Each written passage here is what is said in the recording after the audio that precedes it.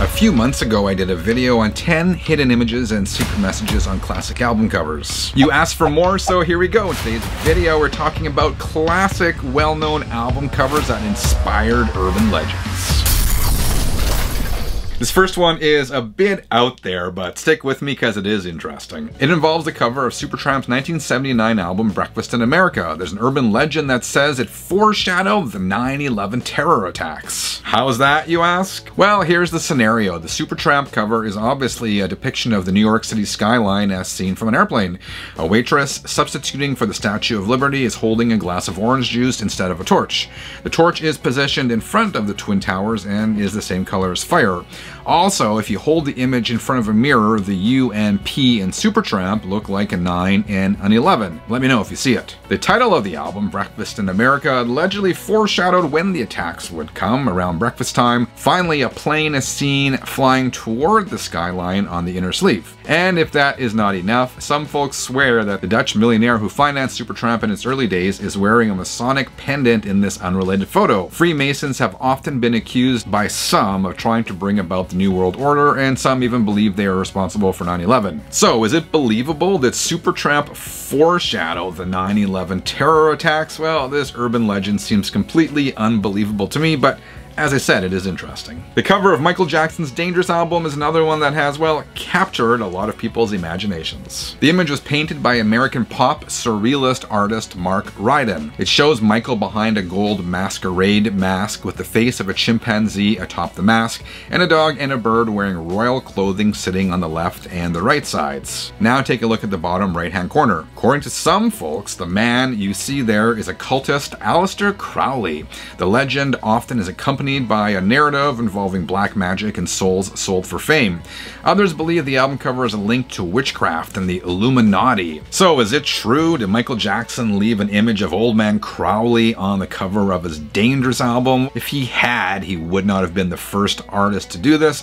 Even the Beatles included a picture of Crowley on the cover of Sgt. Pepper. That said, this is probably not the famed occultist. The man is more likely P.T. Barnum, the creator of the Barnum and Bailey Circus, which fits with the cover's overall circus theme. Or who knows, maybe it's someone else entirely. So if it's not already obvious, album artwork to me is very important. Every album cover tells its own story. If you're like me and find this kind of stuff interesting, I've created an entire playlist of similar videos I've done. I will leave a link at the end of this episode so you can check them out yourself. Channel 33 RPM. The cover of The Who's 1971 album, Who's Next, is also pretty cool.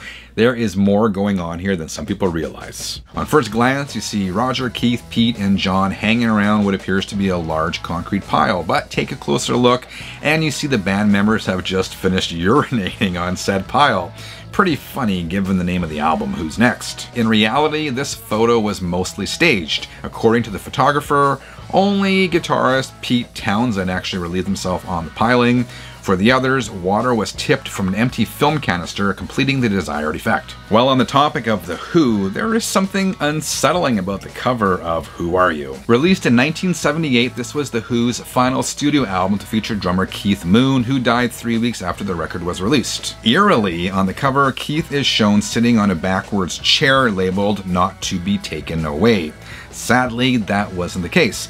As they say, Keith died before he got old, taken away from us much too soon. Speaking of untimely deaths in album artwork, did Lynyrd Skynyrd's Street Survivors foreshadow their plane crash? 3 days after the album was released in 1977, the band's tour plane crashed, killing singer Ronnie Van Zant, guitarist Steve Gaines, and several others. The original cover featured an image of the band standing on a city street with all its buildings engulfed in flames. Some flames near the center nearly covered Steve Gaines' face altogether.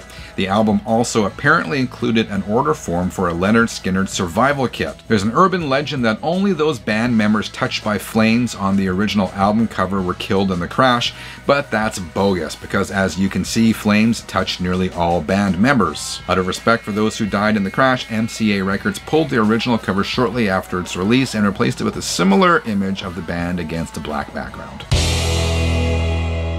In my earlier video on hidden images on classic album covers, I discussed the Police album Ghost in the Machine. The 3 digital images on the cover represented the band members, each with their distinctive hairstyle: Andy Summers, Sting, and Stuart Copeland. Several viewers noted that I failed to touch upon the mythology of the cover.